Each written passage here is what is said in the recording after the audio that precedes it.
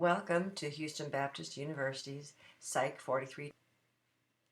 These presentations are only intended to highlight some important or difficult points from the chapter. They are in no way comprehensive and do not include all the material that students will be held responsible for on exams. You are expected to completely and thoroughly engage with all of the required learning materials. Exams in this course may include questions taken from the textbook readings, videos, and PowerPoint presentations.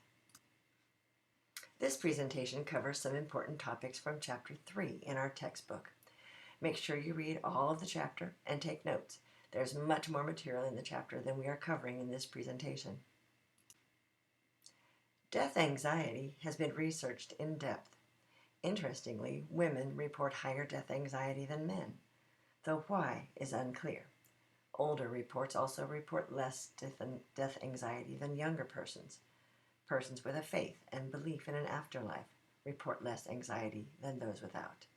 While the research may not give us clear answers, it is clear that death anxiety does exist. This chapter looks at 4 kinds of death-related attitudes. Firstly, my own dying. In considering my own dying, how do I feel about the possibility of a long, difficult, painful, or undignified dying process? Secondly, my own death.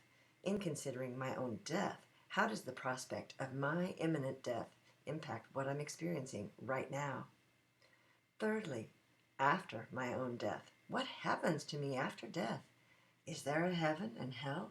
Will I survive judgment? What follows after death?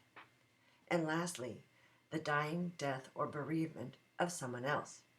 When someone else dies, will I be strong enough to help them through the challenges? Will I be relieved and then feel guilty? Make sure you read through the descriptions in your textbook of these 5 patterns.